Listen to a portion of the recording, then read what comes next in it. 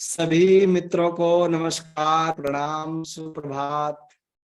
ओशोधारा के इस कार्यक्रम में जो हर शनिवार को होता है, ध्यान और सत्संग में आप सबका बहुत बहुत बहुत स्वागत है। तो मेरी आवाज आप तक ठीक ठीक जा रही हो तो मुझे इशारा कर दें, क्योंकि थोड़ा सा नेटवर्क का प्रॉब्लम रहता है। वाह वाह वाह, आपके दोनों अंगूठे देखकर मैं खुश हो गया, तो बहुत धन्यवाद। शुरू करते हैं। आज के ध्यान और सत्संग के लिए कुछ प्रश्न आए हैं। पहले प्रश्नों पर बातचीत करते हैं और फिर ध्यान करेंगे। तो अंत तक साथ निभाइएगा, ध्यान करिएगा जरूर। नहीं तो बहुत से मित्र हमारे केवल प्रश्नोत्तर सत्संग का आनंद तो लेते हैं, ध्यान के वक्त खिसक लेते हैं। ध्यान जबकि जरूरी है। एक मित्र ने पूछा है कि स्वामी जी, सक्रिय ध्यान के बारे में बताइए, क्या है और उसे कब करें। तो जैसे मैंने बताया कि सक्रिय ध्यान का आविष्कार परम गुरु ओशो ने किया है और वो इस सदी के लिए विधि है, ध्यान की एक विधि है। ज्यादातर लोग मानते हैं कि ध्यान का तो मतलब होता है निष्क्रिय, चुपचाप बैठना, शांत होना, भीतर शांत होना। लेकिन ध्यान की अवस्था तो बिल्कुल यही ठीक है, यही है। लेकिन इसकी तैयारी के लिए आज के मनुष्य को कुछ अतिरिक्त चाहिए। वो क्या है? देखिए, जब भगवान बुद्ध ने ध्यान की विधि दी तो विपश्यना की विधि दी। विपश्यना सबके लिए बड़ा आसान था उस जमाने में, क्योंकि लोग इतने सरल थे, लोग इतने क्रिटिकल नहीं थे, लोग इतने ज्यादा दमित चित्त नहीं थे, इतना मन प्रबल नहीं था लोगों का। तो बहुत आसानी से विपश्यना में अपने भीतर चले जाते थे। विपश्यना का अर्थ होता है पलट कर देखना, स्वयं को पलट कर देखना। अब स्वयं के कई हिस्से हैं, जो आपको सुविधा हो उसको आप देख सकते हैं। एक जैसे अभी हम लोगों का एक ओशोधारा में कार्यक्रम है राइट माइंडफुलनेस, तो उसमें विपश्यना के बारे में विस्तार से बताते हैं कि देह को देखना, सांस को देखना, विचार को देखना, भाव को देखना, शून्य को देखना, शब्द को प्रति जागना। कई प्रकार के विपश्यना है। उनमें से जो सरल है वो विपश्यना करने के लिए बुद्ध अपने भिक्षुओं को कहते थे। लेकिन इन 2500 वर्षों में मनुष्य बहुत क्रिटिकल हो गया, दमन बहुत ज्यादा हो गया। 2500 साल की लंबी यात्रा में बहुत मन में बदलाव आया। तो ओशो ने देखा, शुरू में तो ओशो ऐसे ही कराते थे, जैसे बुद्ध कराते थे वैसे ही कराते थे कि शरीर को ढीला छोड़ दें, मन को ढीला छोड़ दें, शरीर को विश्राम में डाल दें। लेकिन लोग हिलते डुलते रहते थे, ध्यान में नहीं जाते थे। तब ओशो ने विश्लेषण किया कि क्या कारण है। तब देखा कि लोगों के भीतर बहुत दमन है और बेचैनी बहुत है। इस बेचैनी से पार पाने का एक ही तरीका है कि सबसे पहले सफाई किया जाए। ध्यान के पहले ध्यान के लिए एक सफाई, एक तैयारी किया जाए। तो सक्रिय ध्यान वास्तव में तो ध्यान नहीं है, लेकिन इसको एक शब्द में मुझे कोई पूछे तो मैं कहता हूं कि सक्रिय ध्यान अनिवार्य है लेकिन पर्याप्त नहीं है। ओशो के मुंह से ही खुद ये शब्द है कि सक्रिय ध्यान से कोई तुम्हें आत्मज्ञान नहीं घटेगा, लेकिन सक्रिय ध्यान शुरू में बहुत जरूरी है। क्यों जरूरी है? क्योंकि सक्रिय ध्यान करने पर ही आपके शरीर और मन की सफाई हो पाएगी। जब शरीर और मन एक लय में होंगे, विश्राम पूर्ण होंगे, तब आप अंतर यात्रा कर पाएंगे। इसलिए कुछ दिनों तक सक्रिय ध्यान करना चाहिए। सक्रिय ध्यान क्यों करें, इस पर कुछ बातें मैं बोलना चाहूंगा। कि एक तो आज के युग में हम शारीरिक मेहनत बहुत कम करते हैं, इसलिए हमारा मन बहुत प्रबल है। तो सक्रिय ध्यान का पहला बेनिफिट तो आपको शरीर को मिलेगा, सेहत को मिलेगा, शरीर स्वस्थ होगा। मैं जब से ओशो से जुड़ा, ओशो को पढ़ना शुरू किया, कहना चाहिए 94 से, और 2000 में 5-6 साल पढ़ने के बाद मुझे समझ में आया कि ध्यान किए बिना कोई रूपांतरण नहीं होगा। तो ध्यान सीखने के लिए सन 2000 में एक शिविर में गया और पहली बार में मुझे सक्रिय ध्यान कराया गया। तो मैं आया तो कुछ अच्छा तो नहीं लगा पहली बार करने में, क्योंकि बड़ा मेहनत था, आधा घंटे का पसीना पसीना हो जाना था। पहले उसमें 3 चरण शुरू में जो है वो बड़े मेहनत के हैं। पहले चरण में 10 मिनट सांस फेंकना है, फिर दूसरे चरण में 10 मिनट पागल होना है, रेचन करना है, कैथारसिस करना है, चीखना, चिल्लाना, रोना, हंसना, नाचना, जो जी में आए प्रकट करना है, उसको जानबूझ के पागल हो जाना है।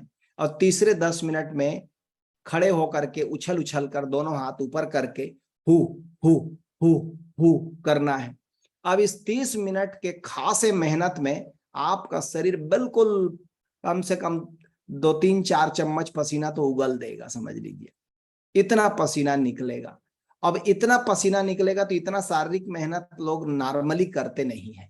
आप करेंगे तो आपको पहला इसका लाभ मिलेगा शरीर को, शरीर स्वस्थ हो जाएगा, सुंदर हो जाएगा, और ऐसा लगेगा जैसे एक कहना चाहिए भारहीनता अनुभव होगा शरीर में, निर्भर हो जाना, ऐसा लगेगा जैसे वाह मजा आ रहा है जीने में, शरीर के तल पर ही पहली बार। इसलिए सक्रिय ध्यान को जब मुझे सिखाया गया तो शुरू में तो मैं नहीं किया, लेकिन बाद में मुझे लगा कि कुछ दिन इसको करना चाहिए, तो मैंने लगभग 3 महीने कंटिन्यू किया। 3 महीने कंटिन्यू किया तो उसका एक परिणाम हुआ कि कभी कभी रात में सो करके जब मैं सुबह उठता था तो अचानक मन अंतर्मुखी हो जाता था, अच्छा लगता था। उस समय मैं ध्यान नहीं कर रहा होता था, लेकिन ध्यान अचानक घटता था। और दूसरा एक और चीज हुआ कि उन 3 महीनों में मैं ठीक से विधि को करने का बड़ा प्रयास करता था, तो आज्ञा चक्र में संभवतः इतनी ऊर्जा आ गई जो मुझे पहले पता नहीं था। तो यहाँ पर बिल्कुल लाल हो गया, जैसे हल्का सा इचिंग होता था, खुजलाने जैसा होता था, और हल्का सा जलने का निशान जैसा हो गया, जैसे लाल टाइप का। तो इससे मुझे लगा कि इतनी जेट स्पीड से ऊर्जा को ये विधि उठाती है, तो ये बहुत प्रभावकारी है। लेकिन फिर क्या होता है, कई लोग अतिवादी भी होते हैं। सक्रिय ध्यान एक औषधि है। अब औषधि, जैसे आप बीमार पड़ते हैं तो औषधि को कितना लेते हैं आप? भाई जब तक बीमारी ठीक ना हो तभी तक लेते हैं। और औषधि का भी एक वो होता है, अनुपान होता है कि कितना लेना, कब लेना, कितने बार दिन में लेना, कितनी मात्रा में लेना, नाप जोख होता है। ऐसे ही सक्रिय ध्यान भी बिल्कुल एक औषधि है, समझ लीजिए। इसे ओशो ने जो प्रोवाइड किया है वो मैं आपको बता देता हूं। ओशो कहते हैं इसे सुबह 6 से 7 के बीच में करना चाहिए नॉर्मली। यदि आपको दिन में अतिरिक्त समय नहीं मिलता, 6 से 7 में आप कुछ इंगेज रहते हैं, तो अलग समय भी कर सकते हैं, लेकिन वो एक्सेप्शनल केस है। सबसे अच्छा समय है वो है सुबह 6 से 7 का। और 6 से 7 में इसको कैसे करना है, तो वो कहते हैं कि बिल्कुल आप इसको या तो समूह में करें तो सबसे ज्यादा लाभ होगा, नहीं मिलता समूह तो कमरे में अकेले करें, लेकिन वेंटिलेशन खोल के रखें, ताजी हवा आपके पास आना चाहिए। सक्रिय ध्यान का जो 3 चरण है, वो पहले 7 दिन तो आपको दर्द देगा, हाथ पैर में दर्द होगा, कंधे में दर्द होगा, बदन में दर्द होगा, क्योंकि उतना मेहनत करने का हमारा शरीर आदी नहीं है। लेकिन जब एक बार 7 दिन बीत जाएगा तो 8वें दिन से सब दर्द कपूर की तरह उड़ जाएगा, बिल्कुल दर्द नहीं होगा, फिर तो मजा आने लगेगा आपको। और यदि आपने इसको ठीक ठीक 21 दिन किया तो ध्यान की कुछ झलकियां, कुछ सुखद अनुभव आपको ध्यान के होने लगेंगे, वो पता चलने लगेगा। और यदि 3 महीना प्रारंभिक पहली बार कर रहे हैं तो यदि आपने 3 महीना इसको किया तो 3 साल में जो आपका विकास नहीं हो सकता ध्यान कर करके, वो 3 महीने में हो जाएगा। मैं एक बार इसको 3 महीने किया, फिर उसके बाद हर साल इसे मैं ठंड में करता हूं। जाड़े के मौसम में मुझे बहुत मजा आता है, और एक साल में एक बार 1 महीना, 1.5 महीना, 2 महीना कर लेने पर मेरा कोटा पूरा हो जाता है। तो जैसे अभी अब ठंड आने वाली है, तो मैं नवंबर दिसंबर के महीने में या दिसंबर जनवरी के महीने में इसको करता हूं, ताकि थोड़ा पसीना निकल जाए ठंड में, तो शरीर स्वस्थ रहे। आमतौर पर ठंड में पसीना निकलता नहीं है, तो मैं इन ठंड के दिनों में इसको चुनता हूं। बाकी दिन करने के लिए और भी ध्यान विधियां हैं, ब्रह्मनाथ ध्यान की विधि है, सुप्रभात ध्यान की विधि है, संजीवनी ध्यान की विधि है, लेकिन ठंड में करने के लिए सबसे बढ़िया विधि ये है। और अभी तो कल मुझे पता चला, आचार्य अमरेश जी ने, जो हमारे ओशोधारा के वरिष्ठ आचार्य हैं, उन्होंने अभी ओशोधारा 365 एक कार्यक्रम जो लाया है, जिसमें साल के 12 महीने 365 दिन सुबह 6 से 7 ध्यान होता है। अगस्त से चालू हुआ है, 8 अगस्त से शुरू हुआ है, और अभी परसों सोमवार से उसमें मुझको आचार्य के रूप में आना है और यही ध्यान कराना है, सक्रिय ध्यान कराना है।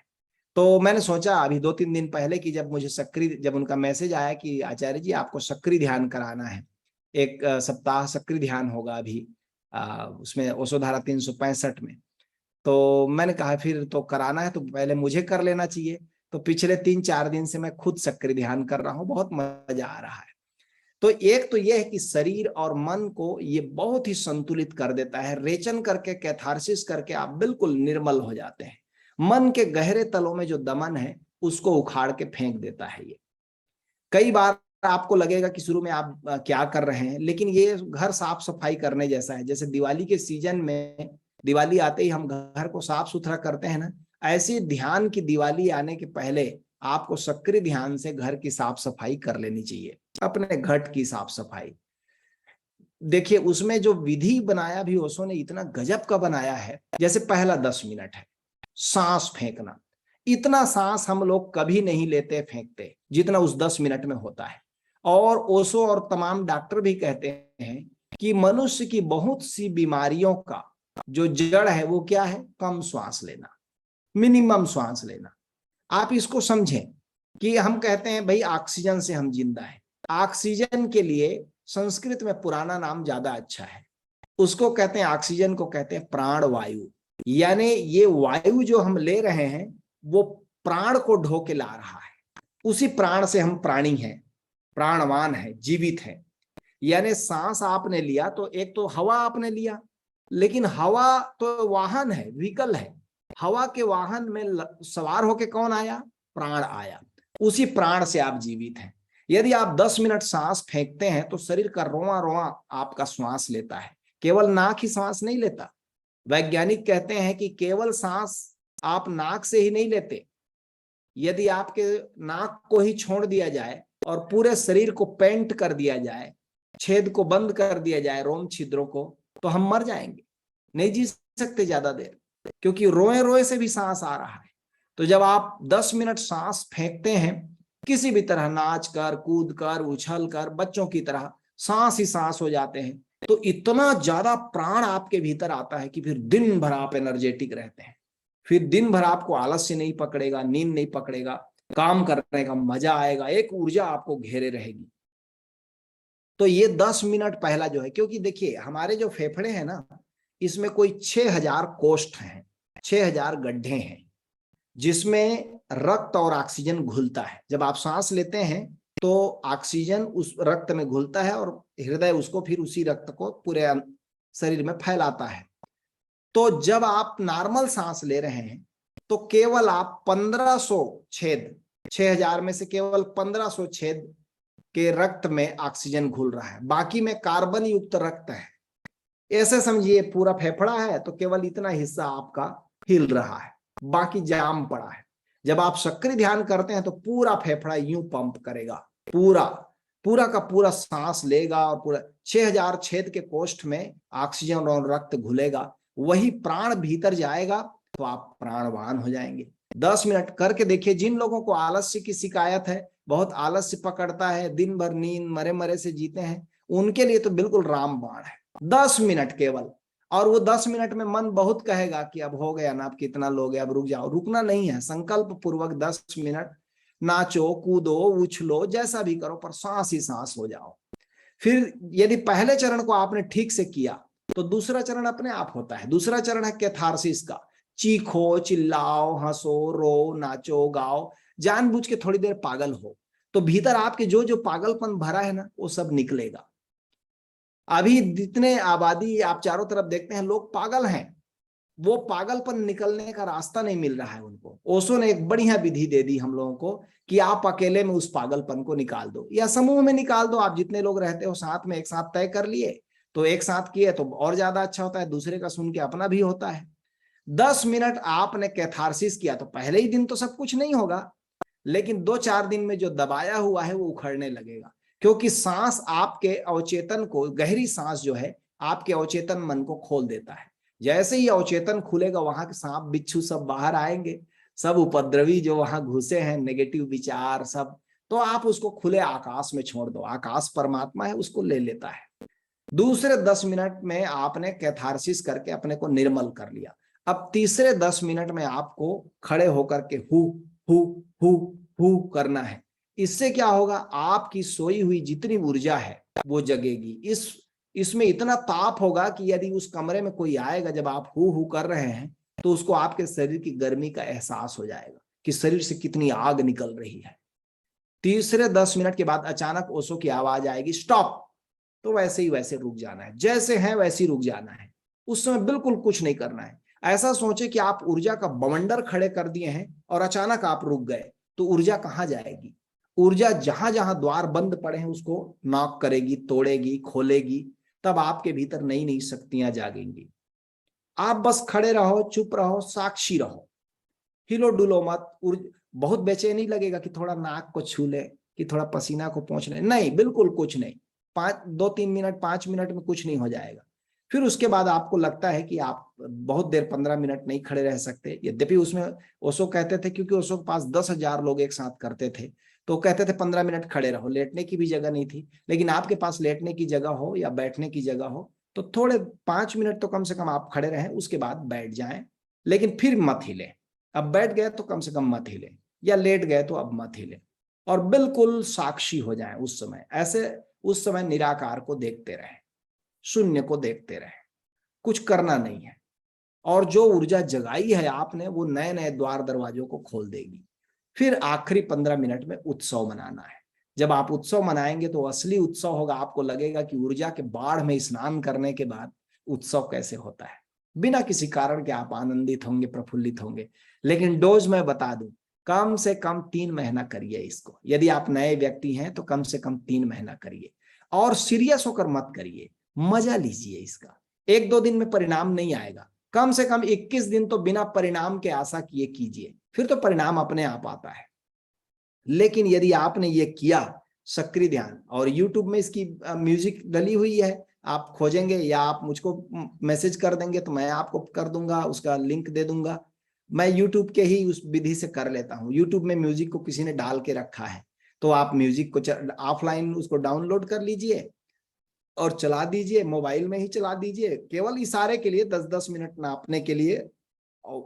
वैसे तो बिना म्यूजिक के भी कर सकते हैं, लेकिन ओशो ने बहुत सुंदर म्यूजिक बनाई है तो उसका उपयोग कर सकते हैं। तो 10 मिनट सांस का, 10 मिनट कैथारसिस का, 10 मिनट हु मंत्र का जोर जोर से उछल कर चोट करना, शक्ति को जगाना, और उसके बाद रेस्ट। आप देखेंगे कि ब्यूटी पार्लर जाने की आवश्यकता खत्म हो जाएगी। इतना सुंदर आप हो जाएंगे, और इतना बढ़िया ध्यान है, आपको मजा आ जाएगा। हेल्थ के लिए बहुत बढ़िया है। जो लोग को अभी लगता है कि मैं डलनेस हूँ, कुछ न कुछ बीमार रहता हूँ, महिलाओं के लिए भी। एक लेडी ने मुझको पूछा, क्या हम कर सकते हैं? बिल्कुल कर सकते हैं, क्यों नहीं कर सकते। और भी बढ़िया है। बल्कि महिलाएं हमारे देश में ज्यादा बीमार रहती हैं, उन लोगों को, बिचारियों को कुछ न कुछ परेशानी रहती है, वो सब ठीक हो जाता है। ये ध्यान एक तरह से हेल्थ के लिए भी बढ़िया है, और आपके मन के साफ सफाई के लिए भी बढ़िया है। इसके बाद फिर विपश्यना की विधि, फिर शांत बैठिए। फिर तो आप घंटा भर आपका शरीर खुद ही बैठ जाएगा, आधा घंटा बैठ जाएगा शांत। फिर तो सांस को देखना, पीछे पलट कर देखना, निराकार को देखना, ये सब आसान खेल है। ध्यान से ज्यादा सरल कुछ भी नहीं है, लेकिन हम लोगों ने ध्यान को ही सबसे कठिन बना डाला है। उसने इतनी सुंदर सुंदर विधि दी है। ये सक्रिय ध्यान तो बहुत ही गजब की विधि है। और यदि आप शुरू करना चाहते हैं तो एक काम करिए, अभी 300 रुपया आप वसुधारा में पेमेंट कर दीजिएगा, तो 1 सप्ताह के लिए आपको ये मिलेगा। तो 1 सप्ताह तो हम ही लोग कराने वाले हैं सक्रिय ध्यान, आपको बोल के करवा देंगे। फिर आपने जान लिया तो फिर आप अपने से भी कर सकते हैं। तो ये वसुधारा 365 में 1 सप्ताह के लिए 300 रुपये फीस है, उसको जमा करके और इसमें भाग ले सकते हैं। और लास्ट दिन सदगुरु तो स्वयं आएंगे, तो उनका प्रश्नोत्तर चर्चा भी होगा। तो ये प्रश्न को मैं यहीं पर विराम देता हूं। एक मित्र ने पूछा है कि स्वामी जी, संसार में तो मैं सब भांति सुखी हूं, फिर मैं ध्यान क्यों करूं? इसीलिए करो महाराज कि सुखी हो। दुखी आदमी ध्यान नहीं कर सकता, सुखी आदमी कर सकता है। कबीर ने कहा है ना, दुख में सुमिरन सब करे, सुख में करे न कोई। लोग क्या करते हैं? लोग दुख में सुमिरन करते हैं, सुख में नहीं करते। जबकि कबीर कहते हैं जो सुख में सुमिरन करे तो दुख काहे को होए। आप कहते हैं संसार में मैं सब भांति सुखी हूं। देखिए सुख के भी 4 स्तर हैं अलग अलग, इसको समझना चाहिए। शरीर के तल पर आप स्वस्थ हैं तो इसको हम कहते हैं सुखी हैं आप। पहली संपदा है स्वस्थ शरीर, जो कि बहुत कम लोगों का होता है। अधिकांश लोग तो खा पी के अपना बिगाड़ डाले होते हैं शरीर को। तो चलो पहला मैं मान लेता हूं कि आपके पास स्वस्थ शरीर है। तो शरीर के तल पर जो मिलता है उसको हम कहते हैं स्वास्थ्य या सुख। एक ही बात है दोनों कि सुखी हैं आप। फिर दूसरा तल होता है मन का, यानी मन के तल पर आपको वेलनेस फील हो रहा है, आप मन के तल पर अशांत नहीं है, तो इसको कहा जाता है प्रसन्नता, कि मन के तल पर आप प्रसन्न हैं। फिर तीसरा तल आता है भाव का तल, इमोशन का थोड़ा गहरा तल है। क्या उस तल पर आपको जो मिलता है वो आप फील करते हैं, वो है खुशी। भीतर धार बहती रहती है खुशी की। तो हृदय के तल पर जो महसूस होता है उसको हम कहते हैं खुशी, और आत्मा को जानकर जो मिलता है उसको हम कहते हैं आनंद। तो आप सुखी तो हैं, लेकिन आनंद की यात्रा के लिए ध्यान करिए, ये ज्यादा अच्छा होगा कहना। यात्रा आनंद की है, हमें आनंद तक जाना है। तो अभी रुकिएगा मत, आप सब भांति सुखी हैं, ईश्वर की कृपा है, आपके पूर्व जन्मों का पुण्य है, इस जन्म के सुकृत हैं, परोपकार है, बढ़िया है कि आप सुखी हैं। लेकिन अब आनंद की यात्रा करिए, इसको एक तरह से जंपिंग बोर्ड बनाइए कि आप और महायात्रा में निकल रहे हैं। ऐसा आनंद जो अनकंडीशनिंग है, जिसका कोई कंडीशन नहीं है, कोई शर्त नहीं है, मस्त रहते हैं, वो आत्मा का आनंद है। आत्मा होने पर ही, आत्मा को जानकर ही आप आनंदित हैं। ये इस यात्रा के लिए ध्यान में जुड़ना चाहिए। और ध्यान करना कोई करना थोड़ी है, ध्यान है विश्राम, अपने को शून्य निराकार के साथ एक कर लेना। और उस निराकार में जहां हम सदा से रहे हैं, वहीं से आए हैं, वहीं जाएंगे, जरा उसके संग साथ होने का प्रैक्टिस कर लेना ध्यान है। उसमें कुछ मेहनत थोड़ी है कि भारी मसल्स पावर लगेंगे और भारी ताकत लगेगा जब आप ध्यान करेंगे तो। ना ना, ध्यान तो रेस्ट है। इसलिए तो हमारे देश में ध्यान शब्द इतना प्रचलन में है कि लोग कहते हैं बाहर जा रहे हो तो कहते हैं ध्यान रखना अपना, अपने को भूल मत जाना, ध्यान से काम करो, देखो ध्यान से चलो। ध्यान इतना यूज टू शब्द है, इतना सरल शब्द है कि हर चीज में उसको लगाया जा सकता है। तो ध्यान, आप पूछते हैं ध्यान क्यों करूं, सुखी है इसलिए करिए, बिल्कुल आपकी तैयारी हो गई है। ओशो भी कहते हैं इस बात को कि जब तक व्यक्ति शारीरिक मानसिक तल पर प्रसन्न नहीं है, वह ध्यान के गहराइयों को अनुभव नहीं कर पाएगा। ध्यान की गहराई चाहिए तो बिल्कुल ये दोनों तैयारी होनी ही चाहिए। चलिए कितना समय बचा है देख लेता हूं मैं आपके लिए। हाँ हाँ, अभी ध्यान बचा है। एक प्रश्न और है कि स्वामी जी ओशो धारा में आप लोग फीस बहुत मांगते हैं, इतने पैसे को आप क्या करेंगे? इतने पैसे को आप ही के ऊपर खर्चा करेंगे और क्या करेंगे? जब आप आश्रम आएंगे तो आपको एसी की फैसिलिटी देंगे, आपको बहुत बढ़िया बुद्धा हाल देंगे, आपके लिए गद्दा बिछा के रखेंगे, तकिया भी देंगे, ओढ़ने को कंबल भी देंगे। ये सब फोकट में कहाँ से आएगा महाराज? इसीलिए पैसे चाहिए। ठीक है, देखिए क्या होता है, हम लोग ओशो के शिष्य हैं। ओशो ने एक नया धर्म दिया दुनिया को। पुराने धर्म किसी न किसी तरह गरीबी को सम्मान देते हैं, और इसी के कारण दुनिया में इतनी गरीबी है। ऐसा मत समझिए कि दुनिया में धन की कमी है, धन की कमी नहीं है, लोगों की मानसिक दशा गरीबी को महत्व देती है। जैसे आपके पास एक धनी आदमी आए और एक गरीब आदमी आए, तो धनी आदमी को देखना अनायास आपको ईर्ष्या जगती है या निंदा जगती है। दूसरों का चूसा है, शोषण करके कमाया है, बहुत इकट्ठा किया है, मरेगा पापी, छाती में लेके जाएगा, ऐसा आपके मन में आएगा। गरीब आदमी को देखकर आपके मन में दया आती है, गरीब आदमी को देखकर लगता है हाँ बेचारा। जबकि उल्टा होना चाहिए, ये गरीब आदमी गरीब होने के लिए पूरी व्यवस्था किया है। मैं आपको बता देता हूं, इसका मानसिक जो सेटअप है, सॉफ्टवेयर है, वो गरीब होने की तैयारी करके रखा है। ये गरीबी को ओढ़ा हुआ है एक तरह से कह दे। हमें गहरे मनोविज्ञान का पता नहीं है। धन का कमी होना कोई गरीबी नहीं है। हमारे देश में तो कभी नहीं माने कि धन का कमी होना गरीब है। बुद्ध तो घर छोड़ दिए, कबीर के पास तो पैसा नहीं था, लेकिन वो अपने को गरीब फील नहीं करते थे। हमारे गुरुदेव, समर्थ गुरुदेव सिद्धार्थ औलिया जी जो एक बात कहते हैं वो मुझे बहुत अच्छा लगा। बोले अमीर कौन है, गरीब कौन है? बोले यदि तुम्हारे पास देने का कुछ भाव है तो तुम अमीर हो, और तुम्हारे पास लेने का भाव है केवल तो गरीब हो। देने का भाव नहीं है किसी को तो गरीब हो, चाहे तुम्हारे पास कितना भी हो। यदि देने का भाव नहीं है तो तुम गरीब हो, और यदि देने का भाव है तो तुम अमीर हो। असल में क्या होता है हमारे लिए, ये बहुत ज्यादा फीस क्यों लगता है कि हमको लगता है ये सब फोकट में होना चाहिए। धार्मिक काम हजारों साल से हमारे देश में सब धार्मिक काम फोकट में होते रहे। नहीं, फोकट में आप कभी कोई समर्पण नहीं करेंगे, कभी उसके लिए मूल्य नहीं चुकाएंगे, कभी उसके लिए पुरुषार्थ नहीं करेंगे। जब आप 6,000 रुपया देकर ध्यान करते हैं ना तो प्राण लगा देते हैं। वसूली करना है, पुराना बनिया मन है हमारा, तो आप बिल्कुल प्राण लगा देते हैं कि कुछ भी हो जाए, ध्यान करना है, 6,000 रुपया पटाया हूं।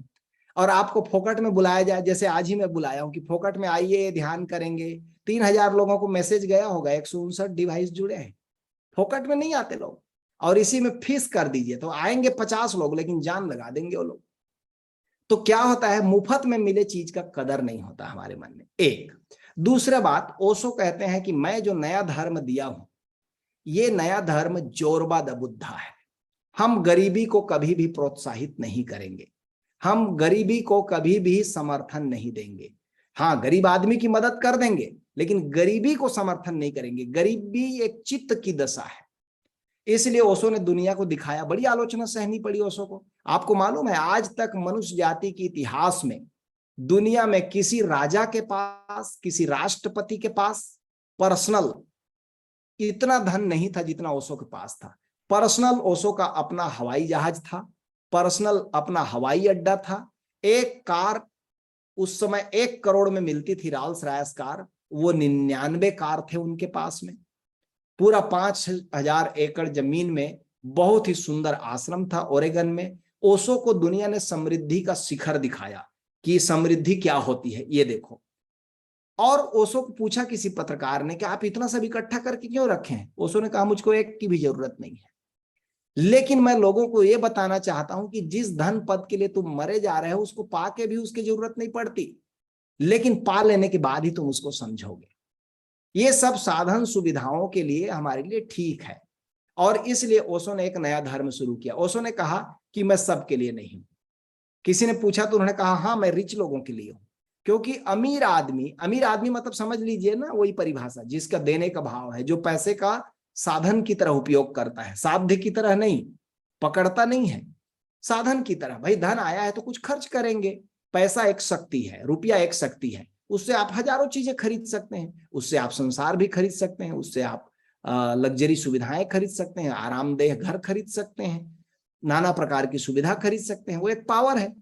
तो ओशो ने कहा कि मैं जो अब ये जो धर्म दे रहा हूं, इसमें मैं ये मानकर चलता हूं कि जो धन से ऊब गया, जिसके पास सुख सुविधा हो गया, अब वो उच्चतर मूल्य को खोजेगा, वो ध्यान को खोजेगा, वो संन्यास को खोजेगा, वो परमात्मा को खोजेगा। तो ये तो पहले चाहिए। गरीब आदमी का परमात्मा तो रुपया ही होता है। उसको परमात्मा और 500 का नोट खड़ा हो तो 500 का नोट को ही झपट्टा मारेगा। वो परमात्मा को कहेगा बाद में देख लेंगे, आपसे मुलाकात होती रहेगी क्योंकि तो आप शाश्वत हैं। फिर वो परमात्मा को नहीं खोजेगा। तो इस बात को समझिए जब आपको हम कहते हैं। और फिर ओशो ने कहा कि मेरे सभी सन्यासी इसी को समर्थन करेंगे, गरीबी कोई। और इसीलिए ओशो ने ना घर छोड़ने के लिए कहा, ना बिजनेस छोड़ने के लिए ना कहा, ना काम छोड़ने के लिए कहा, कि आप अपना खुद कमाओ। धनवान बनने का अर्थ है नहीं कि दूसरे गला दबा के धनवान बनो। धनवान बनने का अर्थ है पुरुषार्थ करो, मेहनत करो। हमारे देश में कम से कम 50 लाख सन्यासी होंगे। और कैसे सन्यासी हैं? वो कोई काम नहीं करते, वो फुल टाइम सन्यास है उनका, वो आश्रमों में रहते हैं और दान पुण्य पर निर्भर है। तो उसको कहते हैं ये सन्यास के दिन लद गए, अब ये नहीं चलने वाला है। अब ऐसा सन्यासी चाहिए जो नौकरी कर रहा है, बिजनेस कर रहा है, काम कर रहा है और ध्यान कर रहा है और साधना कर रहा है, खोज रहा है, अंतर यात्रा पर है, लेकिन 2 रोटी के लिए किसी के सामने हाथ नहीं फैलाएगा। अपने रहने के लिए छप्पर खुद बनाएगा, अपने पहनने के लिए कपड़ा खुद खरीदेगा। स्वावलंबी होगा तो किसी दिन उसकी स्वतंत्रता के कारण वो परम स्वतंत्रता को छुएगा। एक कारण तो यह है कि हम ओशो सन्यासी हैं, इसलिए कभी भी गरीबी को प्रोत्साहित नहीं करेंगे। आप देखिए एक ही काल में, मैं थोड़ा सा आपको रिमाइंड कराना चाहूंगा, एक ही काल में कबीर साहब पैदा हुए, गुरु नानक देव जी पैदा हुए। गुरु नानक देव जी के मानने वालों को आप देखिए, आप उनके गुरुद्वारे देखिए, संपन्न है, उनके लोग खूब संपन्न है। और कबीर साहब को मानने वाले लोगों को, ज्यादातर, सभी को मैं नहीं कहता, ज्यादातर लोगों को मैंने एक तरह से गरीबी में या कम साधन सुविधा में जीते पाया। कारण क्या है? वो कबीर साहब के सुर में सुर मिला के बोलने लगे सब लोग, धन को गाली देने लगे, पैसा को गाली देने लगे, धनवान होना निंदनीय हो गया। तो जब धन को आप गाली देंगे तो आप तो कभी धनवान नहीं होंगे, फिर तो आप धीरे धीरे धन की निंदा करके गरीब हो जाएंगे। ये नहीं करना है। अब आने वाला युग भारत का युग है और हमें संपन्न धर्म चाहिए। जब संपन्नता आएगी, सबके पास में धन संपन्नता होगी, तब आप लग्जरी चीज खोजेंगे। और लग्जरी चीज क्या है? फिर ध्यान है, फिर संन्यास है। जब सब साधन सुविधा होगी तो अभी जो संन्यास हम लोग देखते हो क्या है? वो परजीवी है, जजमानों पर निर्भर है, इसलिए जजमान की प्रशंसा करनी पड़ती है, चाहे वो गलत आदमी हो तो भी। एक आदमी गलत ढंग से धन कमाता है और यज्ञ करता है, तो महाराज जो यज्ञ कराने आते हैं उनको प्रशंसा करनी पड़ती है कि आप महादानी हो। और दूसरे का गलत दबा के पैसा कमाए हुए नहीं कह सकता वो, क्योंकि कहेगा तो महाराज अगले बार से नहीं आएगा दोबारा। अब आप सोच लो, तो जो परजीवी है, जो दूसरों के ऊपर निर्भर है, उसकी कितनी स्वतंत्रता बचेगी? ये ज्यादा अच्छा है जो ओशो ने कहा कि आप खुद कमाओ, धन पैसे रुपये खुद इकट्ठा करो, हाँ, लेकिन साध्य की तरह नहीं, साधन की तरह। जो गुरुदेव हमारे बोलते हैं वो बहुत बढ़िया बोलते हैं, खूब धन कमाओ। किस लिए? ध्यान के लिए, ताकि तुम हिमालय जाने की जरूरत ना पड़े। हिमालय लोग क्यों जाते हैं? ताकि वहां पहाड़ की ऊंचाई में, ठंड में जल्दी से भीतर आत्मस्थ हो जाएंगे। वो तो आप अपने घर में हिमालय बुला सकते हैं, यदि आपके पास पैसा है तो। बढ़िया वाला एसी लगाइए, एयर कंडीशनिंग रूम बनाइए, साउंड प्रूफ रूम बनाइए, हिमालय आ गया आपके घर में। कहाँ जा रहे हैं बार बार भाग करके? ये ज्यादा अच्छा है। तो कहने का अर्थ ये है कि हम एक नया कल्चर निर्मित कर रहे हैं, इसमें गरीबी को कोई प्रोत्साहन नहीं है। इसलिए ओशोधारा के लिए भी हम कहते हैं, मैं जरा मजाक के लहजे में कह देता हूं आपको, कि वास्तव में जो थोड़े संपन्न लोग हैं, थोड़े धन को साधन की तरह यूज करते हैं, उन्हीं के लिए ये धर्म है, बाकी के लिए नहीं। यहाँ दया वृत्ति का आशा मत करिए। दया वृत्ति से आपकी आत्मा दीन होती है, उससे और गलित होते हैं। इसलिए ये तो मत कहिए कि ओशोधारा में आप लोग इतना पैसे का क्या करेंगे, आप ही के ऊपर खर्च करेंगे। आप जब आएंगे तो इतनी लग्जरी सुविधा होगी ध्यान करने के लिए कि आपको लगेगा वाह, ये तो हिमालय में आ गया, स्वर्ग में आ गया, बैकुंठ में आ गया। हमारे आश्रम को धीरे धीरे हम लोग बैकुंठ बना रहे हैं, आप, ताकि आप कह सके जब आप वहां से लौट करके, मैं स्वर्गीय अब नाम लिखूंगा नाम लिखूंगा कि अब मैं स्वर्गीय हो गया, स्वर्ग से यात्रा करके आ रहा हूं। कहने की मजाक है, लेकिन हम लोग की सच्चाई है कि कोई भी आश्रम दीनहीन क्यों हो, गरीब क्यों हो, किसी के दान पर क्यों निर्भर हो, बाईपास रास्ते से, दूसरे रास्ते से पैसा क्यों मांगना? इससे अच्छा सीधा सीधा पैसा फीस ले लो और आपको लग्जरी सुविधाएं दे, और आप उस सुविधा में बैठकर जरा, इंद्रियों की सारी जरूरत पूरी हो गई, अब आप भीतर चले, अब भीतर ध्यान में डूबे तो मजा आएगा। तो इसलिए, और इसको निंदा के ढंग से मत देखिए।